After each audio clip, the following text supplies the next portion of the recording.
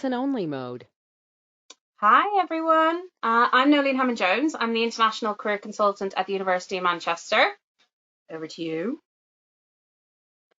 Hi, I'm Kyri. I work closely with Noeleen, International Consultant for Graduate Transitions. So Jenny's joined us, so she's not on the first slide because she's joined us last minute today and we kind of roped her into this.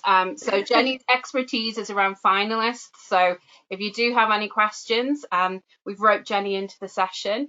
So today we're going to look at any questions that you might have for us. So we're going to cover some resources that have recently been developed through the Career Service.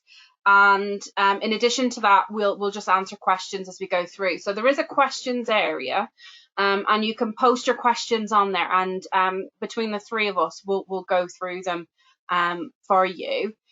So recently, there's been a lot of new developments in the Career Service to get information out there for our students in a variety of different ways using technology. So as you know, we've been doing webinars for many years, but we have now looked at developing a proper online workshop event strategy. And in accordance with that, we've developed this online workshop page that you can now access through the Career Service website. So it has the full list of all the upcoming webinars or online workshops that we're doing. Just want to let everybody know, because we do get these questions quite a lot, do you record, or I couldn't access at the time because I was doing something else. We record all of our online workshops, including this one. So don't worry if you do not make the live workshop, we do record all the sessions. And if you didn't know, the University of Manchester Career Service has a YouTube channel where we store the majority of our online workshops. So you can go on there and see the recordings. Our employer team, which we work with very closely, has also created the Lunchtime Live page, which are our employer events. So we still have a number of employers who are recruiting at all levels and who want to engage with our current students and graduates regarding recruitment needs, recruitment strategies, recruitment processes. So if they're using new techniques or new technology and how best to work with that. So the full list of the Lunchtime Live, we have, who have we got coming up? We've got Tata coming up next week. Tata Consulting, CPA Australia, and then let me just double check what the other. There's another one on Monday, which so CPA is for any of you who are interested in accounting. They're an accounting body like ACCA or ICAEW. So CPA also look after accounting qualifications, and they work with a variety of employers all around the world. We've got unlocked graduates, and then they'll be talking about their manager roles. And I believe they work closely with prison officers. So it'll be a very interesting session, like to discover a career that you might not have otherwise considered. And as I said before, we also have a new page now dedicated to webinar recording. So you can access all of our recordings on YouTube and our webinar recording page, which is there. So these slides will be available on the Career Service website. So you'll get all these links and not to worry. We used to have a CV and LinkedIn guide, which was in PDF format, and that's been redesigned to be more interactive and more helpful. And we've created pages now around CVs, including a interactive template that you can use. So if you are struggling with your CV or LinkedIn, do have a look at those pages. And just to highlight as well, we have a LinkedIn webinar on the 12th of May at 12 noon, just to help you with your profile. And then I'm doing a LinkedIn one on connecting and etiquette, you know, how to behave on LinkedIn and how to properly connect with alumni and professionals on LinkedIn on the 19th of May at 12 noon as well. Okay, so how can I upskill during this time away from university? And I know we're all receiving a large volume of emails and communications from a variety of sources, and sometimes you can get a bit overwhelmed. So what we've done is we've collected some top tips here, and Jenny and Kyri, jump in if there's anything I've missed on here.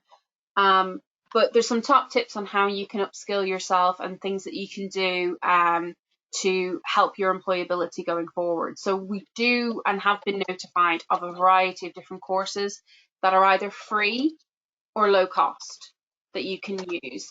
So you can see here that the first link is on our web pages. So we've created a training resources page for you to have a look at and scroll through, because there might be something on there that you find really interesting that you want to be you want to upskill on.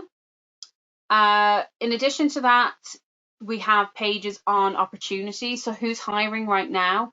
So again, we as a service are going through Careers Link platform, which is where you'll find all our vacancies and events still. But we're picking out opportunities that really would appeal to students right now. The psychometric tests. So employers are still using psychometric tests. A lot of these and most of these are online.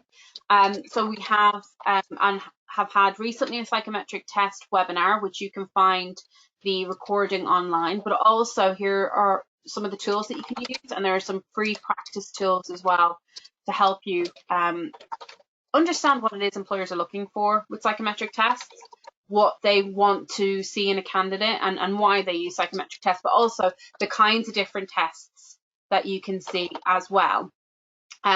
So the only other thing I would say is on advice and guidance. So engage with the career service for advice and guidance. We are still here.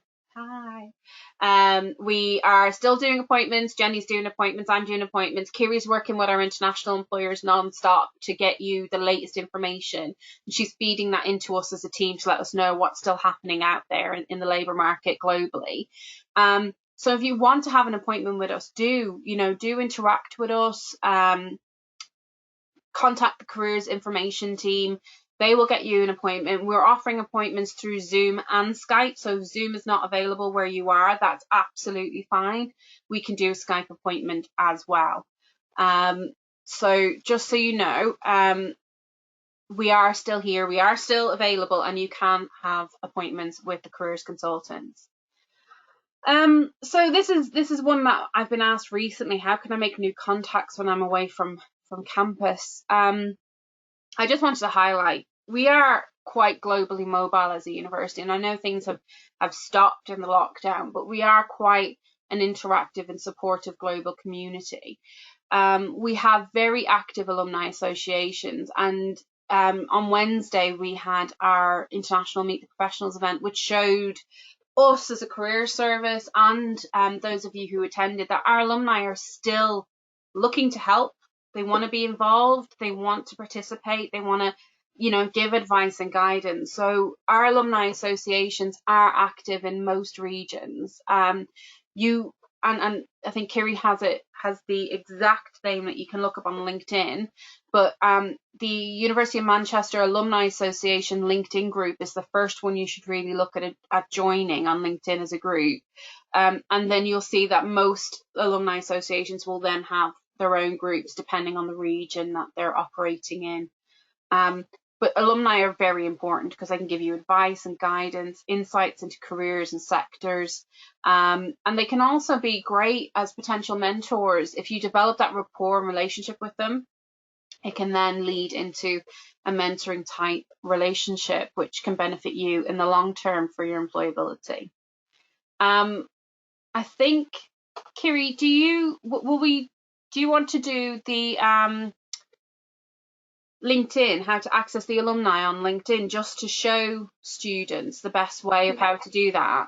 So if you want to get your LinkedIn, and then let me know when you've set that up, and I'll share your screen. Just give me a quick second. So basically, the LinkedIn has the capability of you being able to search alumni by location, sector, what they've studied. And you'll be able to then see that going forward through the LinkedIn. And you don't have to pay for anything. This is all free. But Kyri, are you ready to go? I'm ready to go. Okay, I'm going to share. Just make me the presenter. Yes. Right, do you want to share your screen? Yes, right. Is it showing now? I can see it, yeah. Perfect. Let me just, all you have to do is just go.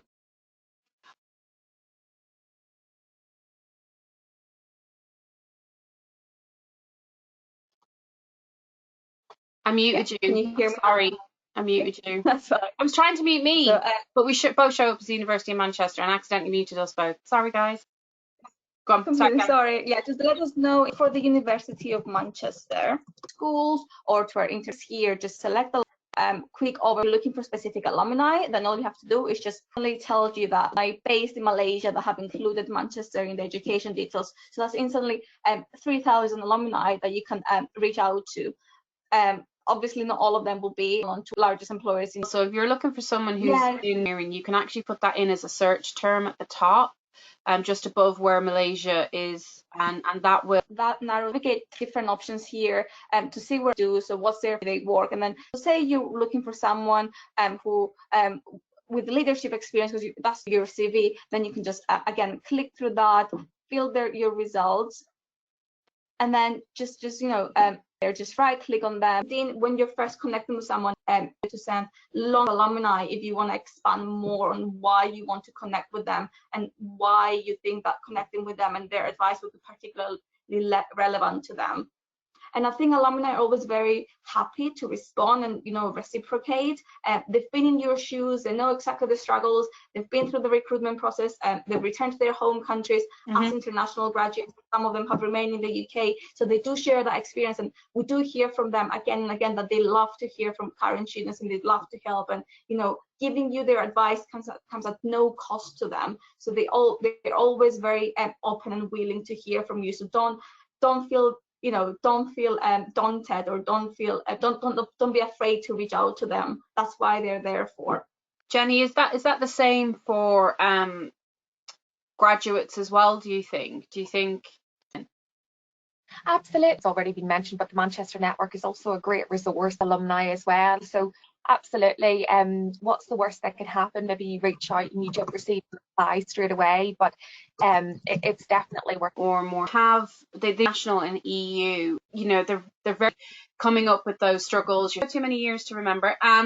But when I studied in the UK, I ended up at Irish. I worked in an Irish pub. I lived in a house with 5 Irish girls, most from Northern Ireland. Myself in my out of that. That's what. Yeah, I will add to that and say, don't wait until graduation to engage with the alumni office. As soon as you come to university, you're part of that community. We've got the largest UK-based alumni as the regional as contacts with every email address if you need to reach out to them. As well, and again, it's the same message. I'm a month and work in the chat box for you to access. There you go.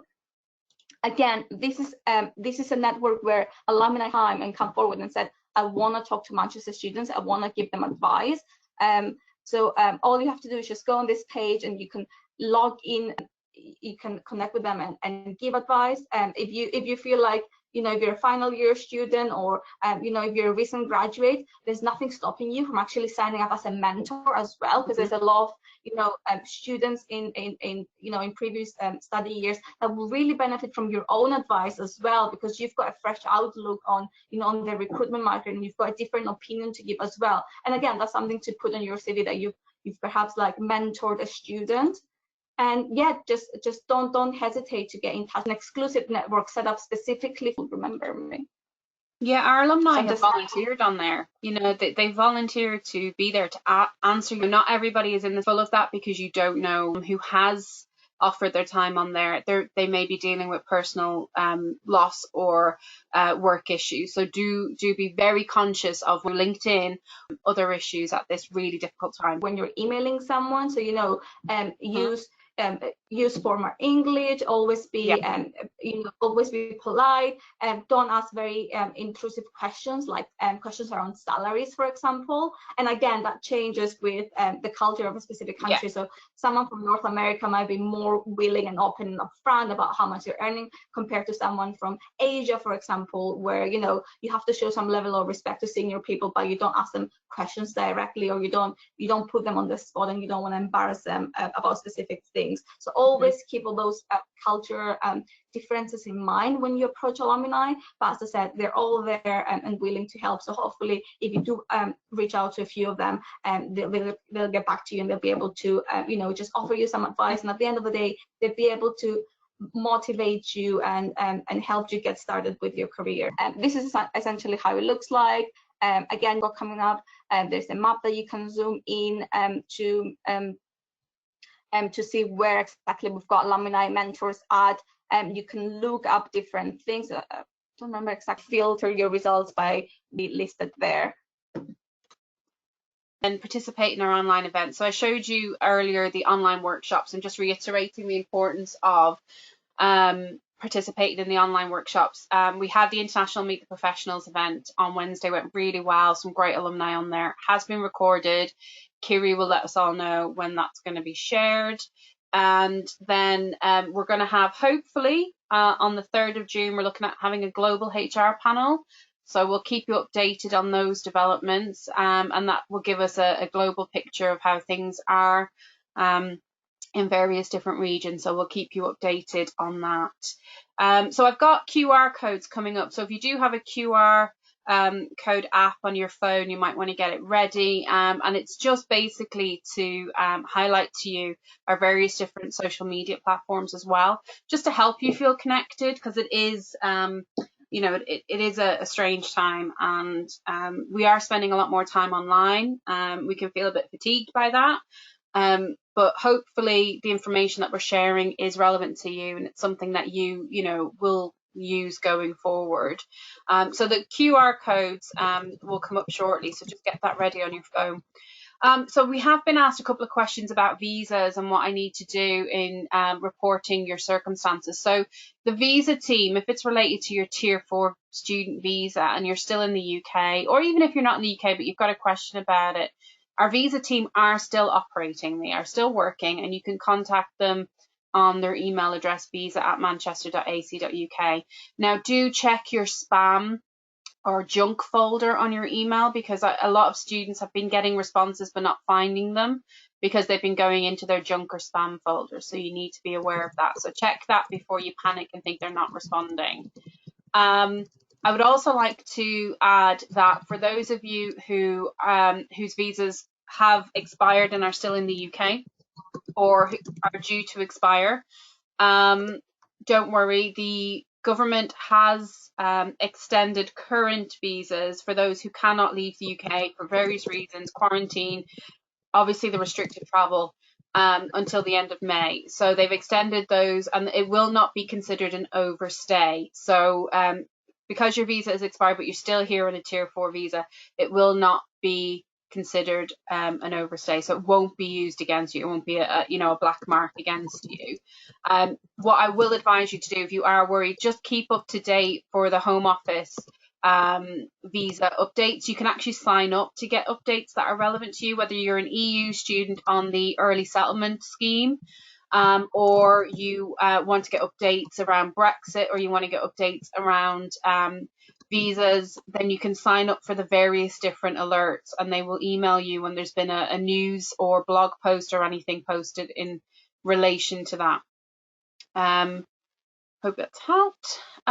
So if you've got your QR code reader ready on your app, just let you know we have, these are our LinkedIn groups. So we talked about the University of Manchester Alumni Association, which if you just look for that in the search bar on LinkedIn, the University of Manchester Alumni Association, you'll find their group and you can request to join. We also have the China Manchester Graduate Network group. So you don't have to be from China to join. You just have to have an interest in China, and we share various different posts in there relevant to mainland China, recruitment, events, vacancies. So it's, if you have an interest in China, you can join that group. Similar with the India Manchester Graduate Network.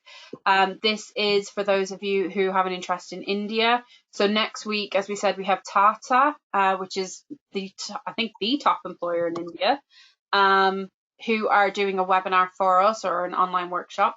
So they're going to be delivering a session next week, which is going to be really interesting. So have a look at that. It doesn't matter. You don't have to be, again, from India to attend. It's for all students. And it'll give you an insight into Tata as a company.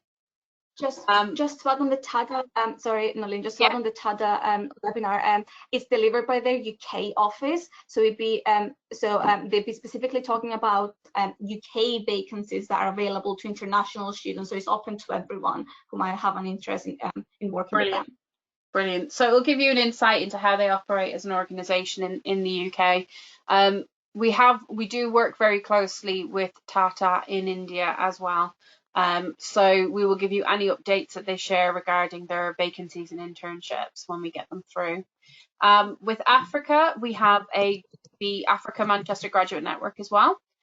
So again, this group is for anyone who's interested in Africa, I know Africa is a culmination of many different countries and cultures and everything else. It's the easiest way for us to be able to culminate that information in one area.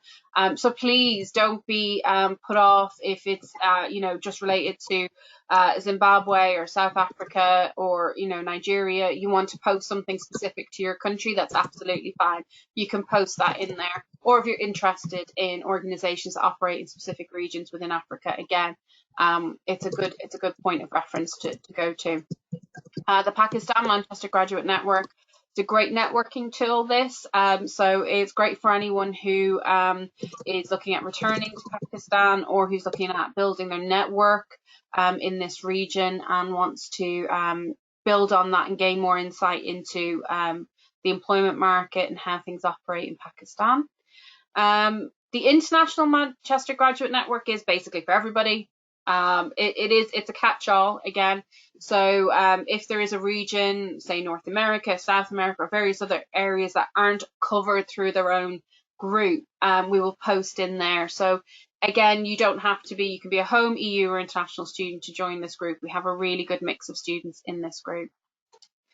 And then our EU and International Careers Facebook group. So we have some great information on there regarding upcoming events and vacancies. There are still employers out there looking to engage with students with various different language skills. So do have a look on there, and we'll share relevant information for current students and recent graduates regarding information that will be relevant around the labour market, what employers are looking for, how things are changing, blog posts. Am I forgetting anything? I think I'm forgetting. No, that's all. Yeah. And then for our Chinese students, anything that we are releasing out there, because we know not all social media can be accessed by mainland China, so we do try and make things accessible through Weibo, through our amazing intern Ting, who is posting things on there for us and managing our account. So we are translating key information. I say we, Ting is translating key information into Mandarin and posting it on there for our students, just to make sure that our students who've returned to mainland China are not put at disadvantage by not being able to access other platforms. So again, please join us on that platform. And then our careers YouTube channel. So it's getting a makeover shortly, which is fantastic news, but we are still using it. We are posting up our recordings. This recording is going to get posted on there under the international playlist. We have the China Careers Insight playlist, the international playlist, employer playlist. So do have a look through. There's some fantastic information on there and webinars from employers and the career service that you can really benefit from. And now we're going to go to questions.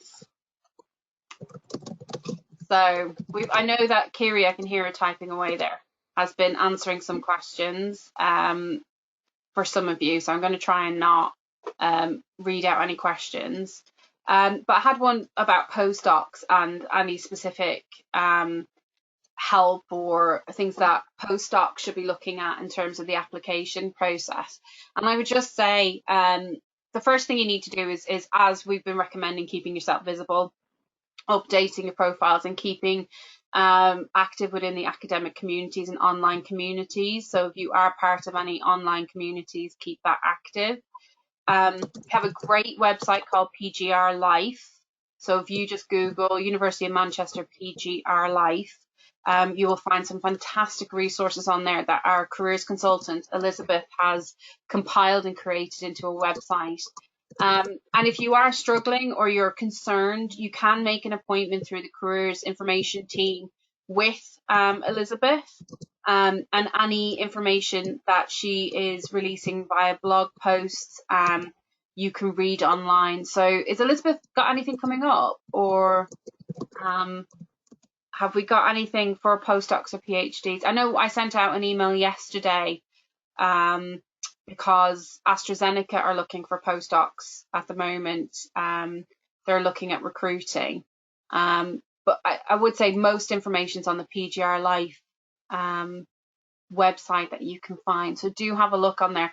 But worst case scenario, just email careers.info@manchester.ac.uk and they will help you. They can signpost you or book you a guidance appointment. What else have we got? So I hope you're all on. So I answered the extension about visas. So that is if you are on a visa right now that has expired during this crisis or is due to expire, you have been given additional time until the end of May without being considered as an overstayer. If you're asking me in relation to your visa was due to end at the end of October, for instance, will that be extended because your time here has been impacted? We don't know. I don't think so, unless travel restrictions continue into the summer and then the start of early semester. There may be from the Home Office guidance given on extending it at that point, but at the moment there is no information on extending any visas due to end in October any further than that. I hope that's answered that question.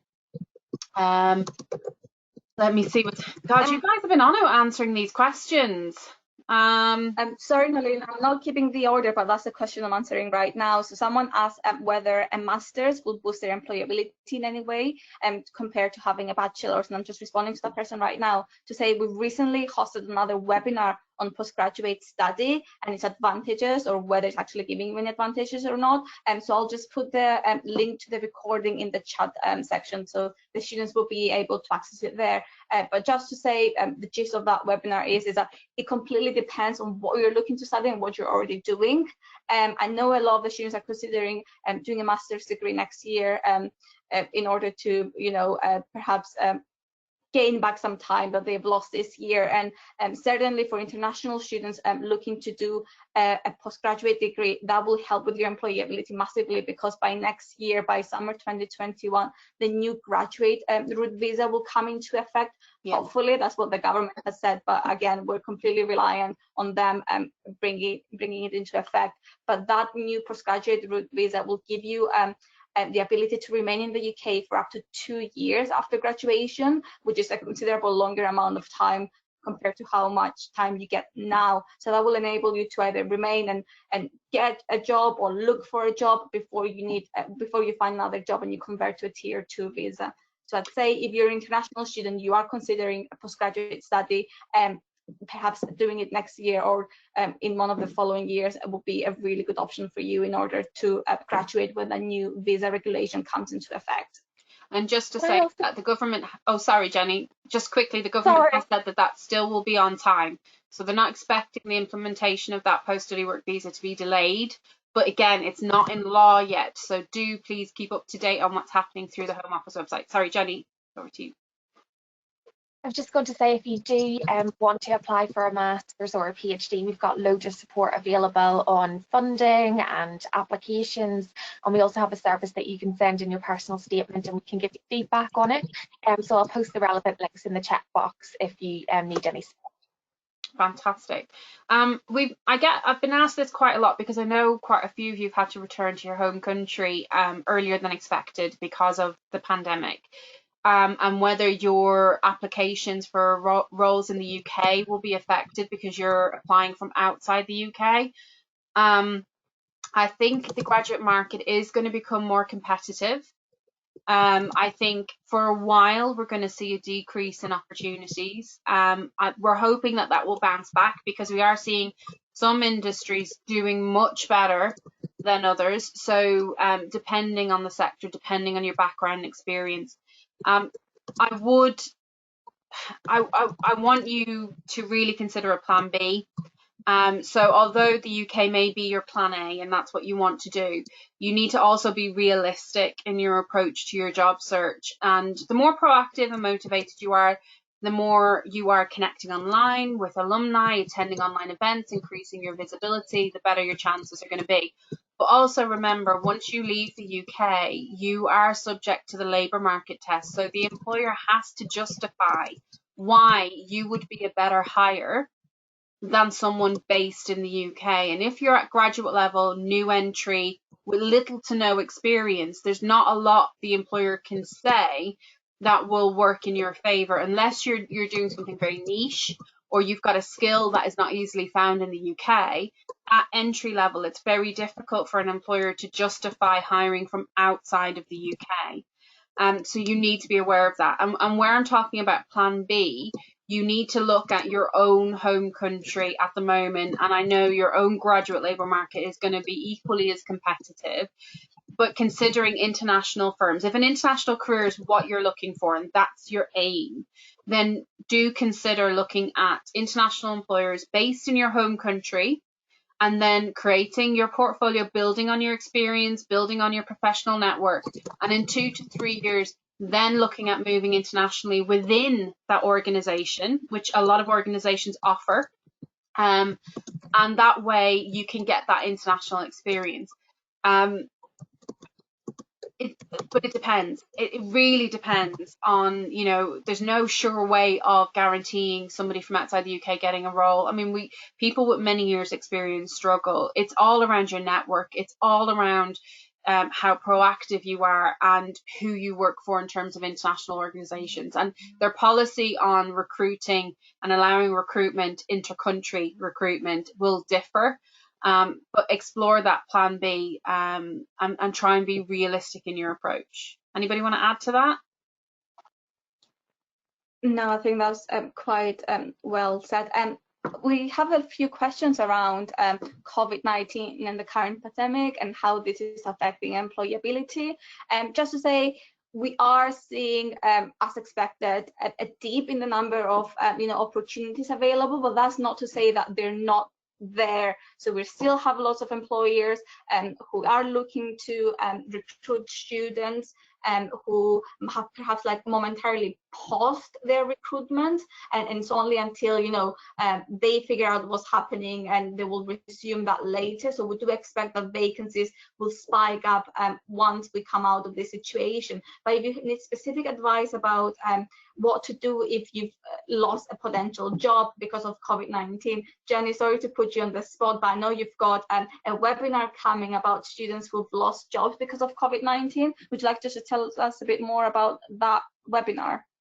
Absolutely, thank you. Yes, we've got an online workshop coming up on Monday, the 11th of May at 2 o'clock, I think, and it's for anyone who has unfortunately lost their graduate role due to the current pandemic.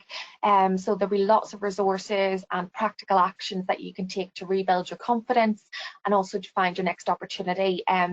It's on our social media channels and also on careers link, so please do register if you're in that position, and there's lots of support available. Remember, you're not alone if you are in this position. We're here to help.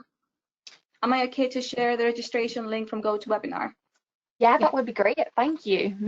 I'm also to say as well, you have access to the career service for up to 2 years after you graduate. So, if you are struggling in the first few months or the first couple of years, or you end up in a role that you're not entirely happy with, do remember your first role doesn't define you. It's just a way for you to discover what you like, what you don't like, what fits well, what doesn't fit well, so that when you apply for your next role, you're looking for companies that have more of what you do like in terms of culture, policies, procedures, values, and also workforce, whether you look big companies, small companies. So it doesn't define you. And if you do get a job that is not what you had planned, or you feel might affect going forward, it won't. Employers are going to be looking at anybody who's gotten a job, whether it's volunteering, part-time, full-time, graduate level, not graduate level.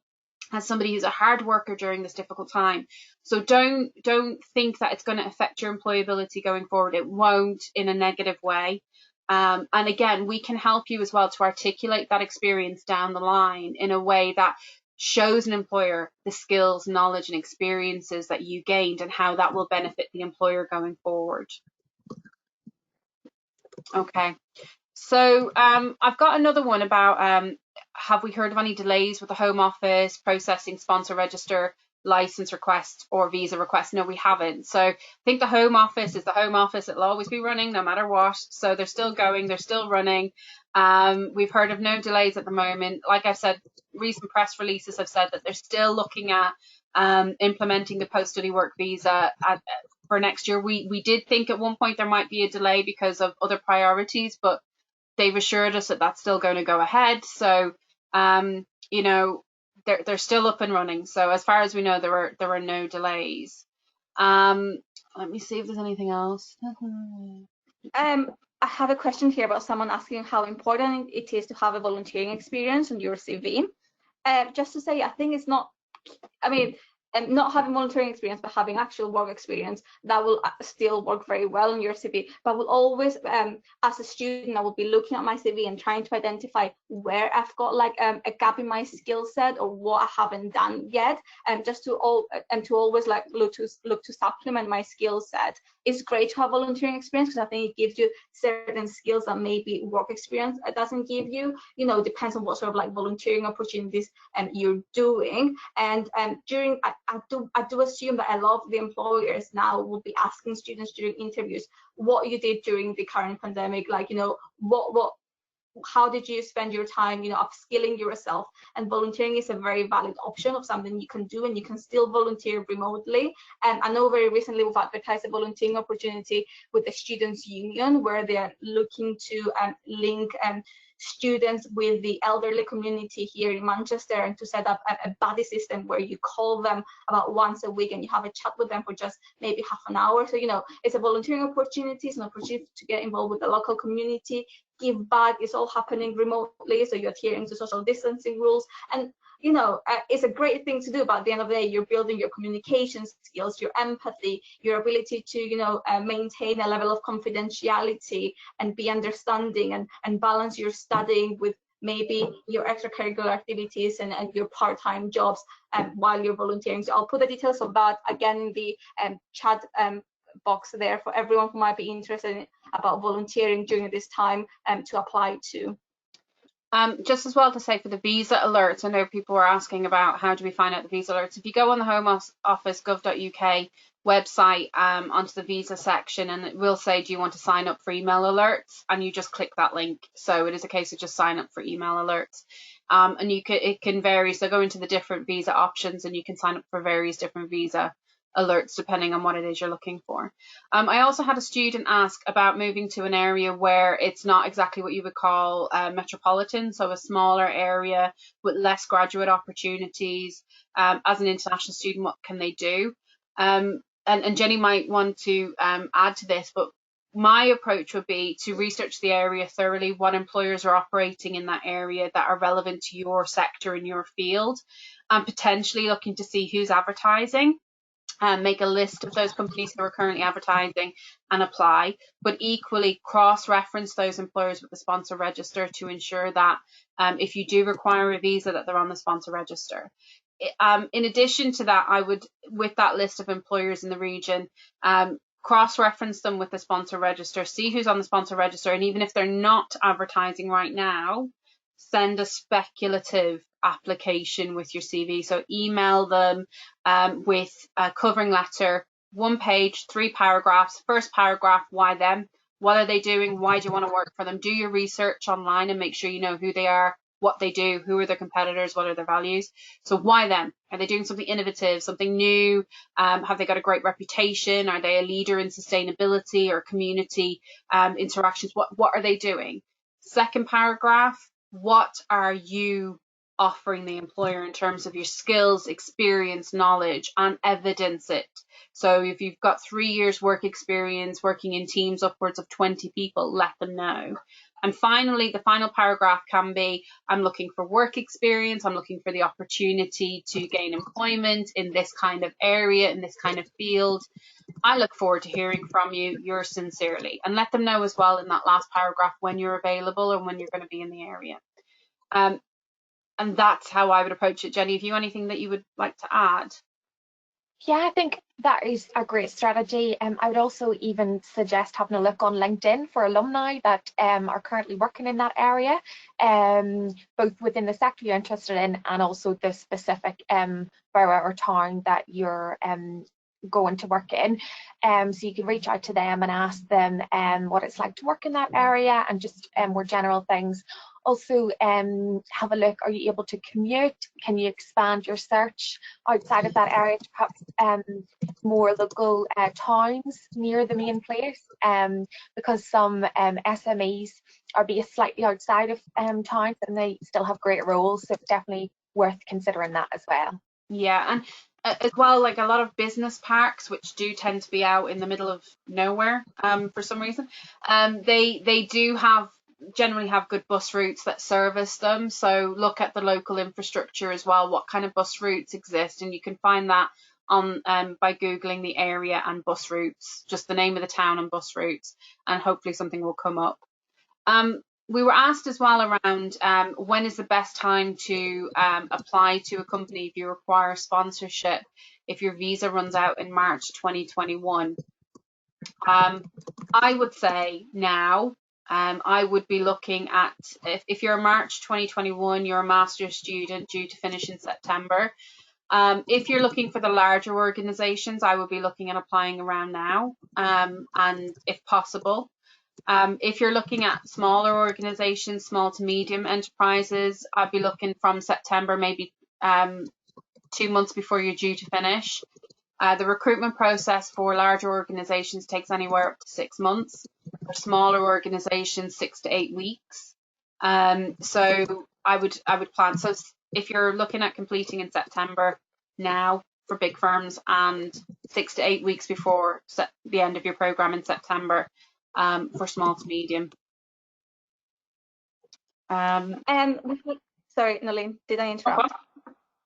Yeah, we've had a student here asking whether we help with altering a CV, or is it advisable to get a paid service to get your CV better. I just want to tell the students that we don't encourage students to go through paid services, because you can access a service through the career service for free. All you have to do is just send a copy of your CV and your cover letter. If you're applying to a specific job, include the link to that to the job description of that specific role that you're applying to, and then someone from the team will be able to get back to you and give you specific advice on how you can tailor your CV and your cover letter better to better fit the requirements of that specific role. So all you have to do is just contact us at careers.info@manchester.ac.uk, and someone from the team will get back to you within 5 working days with advice on how to improve your CV and your cover letter. So no, you do not have to go through paid services to do so. No, and there's no guarantee that even if you pay thousands of pounds for them to look at your CV, which, let's be honest, it's not value for money, it won't get you a job. It's not guaranteed to get you anything. They may say it will. We know it doesn't. So save your money, engage with the career service. We have many experts across many different fields that we can help you with that. I know we're running short of time, so I want to quickly answer a couple of questions. So international students looking to do PhD, you will find it very difficult to get funding. So funding is your first step at a PhD. Make sure that you can find funding or you can fund yourself. PGR Life website, which I mentioned earlier, does have an international section on it, so do have a look at that. And it is about connecting with the academic community regarding your field of expertise. So do have a look at that. And then finally, if you have contacted a company and they've been in touch with you about a job offer. Sorry. Go on. You've cut off for a second, so I think you'll have to repeat what you just said. Just saying, PGR Life for PhD students, make sure you've got funding, make sure that you connect with your academic community and speak to your academic advisors, because they're still there, so you can still contact them and get advice. I've had a couple of students say, I've been offered a job unofficially by an organisation, but it's been a couple of weeks since I've heard from them after I've accepted my offer. I would say even in the delay, obviously always remain polite, always remain respectful. But if you haven't heard anything within 5 working days after accepting that offer, contact them, just a nice email. Hi, I'm just following up on my previous discussion with you where I've accepted the offer of the role. I understand that there will be delays at the moment. Could you please update me on when I will hear about next steps? And leave it at that. If you don't hear anything within 3 to 4 working days, follow up with a phone call. It's easy to ignore emails. It's harder to ignore phone calls.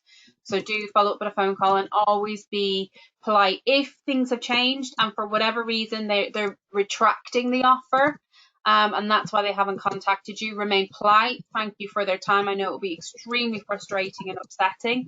Try and remain calm, because you never know, they may come back to you in 3-4 months when things change and offer you again. So don't burn bridges.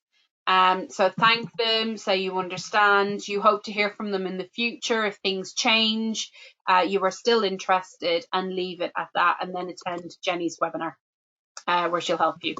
So yeah, it's going to be hard. So I think we've answered most of these questions. Is there any burning questions I've missed or that we've not touched on? Just a lot of questions around specific industries, and just to say, we've got more opportunities available, and you can look up for more jobs and insights beyond careers link. So we have a paid subscription to a website called Passport Careers that gives you specific information about and country profiles on specific countries. So if you're already from that country and you want to find out about the labor market in your home country, or if you're looking to move to that country and work there, please do access Passport Careers. Also, I put in the chat a link to the Prospects website. It has specific information around sectors, so that will give you a nice overview on different industries. And also, Prospects has a dedicated section on different regions that you can also access and get information about specific locations, and it also includes some links to search sites in specific locations that you may also want to explore if you're looking for jobs in those back in your home country. Yeah, and we have a section on the website as well if you want to work for small to medium enterprises or startups, so you can find out and develop a strategy about approaching them. So we're not all about the big international firms. We are also, you know, we have one of our colleagues, Johnny Dixon, looks after the Enterprise Club and entrepreneurship. So if that's something you're interested in, you can find that information online. Also, the startups and small to medium enterprises, we have a whole section on that too, because we know actually the majority of our students, I think, prefer to work for smaller to medium sized companies. So we do have information on that. I think we've covered everything now. I know you will have specific questions to your specific circumstances. If we haven't answered them today, we will be doing another one of these in a couple of weeks. Again, we'll have more information, hopefully more updates for you, and be open for questions. And Jenny might free up and come along as well. We can hoodwink her into doing it again.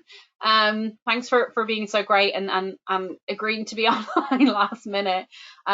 So yeah, I think we've answered everything. You've got loads of different strategies: approaching alumni, plan B, looking in your home country, looking in the UK. Anybody want to add anything? Just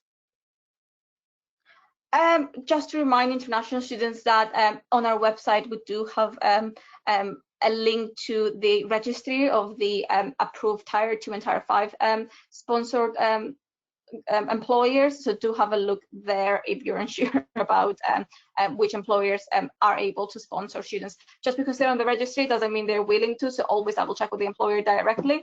But I think that has covered most of the questions. I'm sorry if we were unable to get to your question.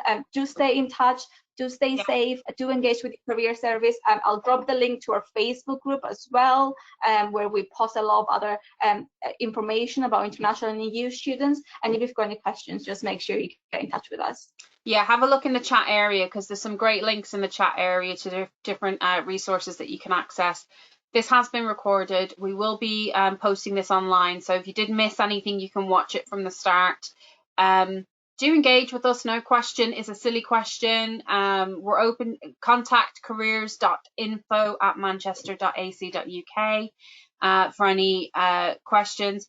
The Facebook page, if I just go back on the slides, hang on a second, and I can give you the QR code, is there. So, or just look in the Facebook page for University of Manchester EU and International Careers Facebook group. And that will come up. It's a really long, lovely, catchy name. We couldn't think of a longer name, so we decided on that one. I don't think there's any way of shortening the name of the group, so it's a bit more catchy.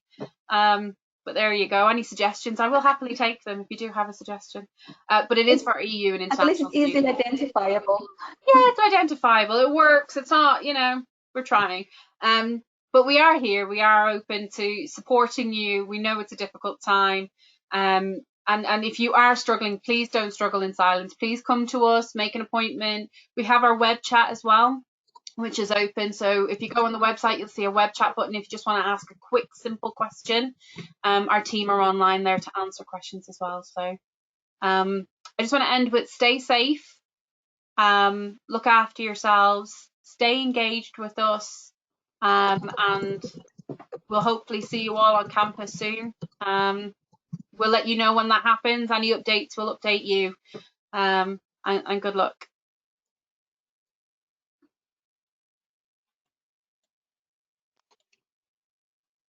Thank you. Bye. I'm ending it now.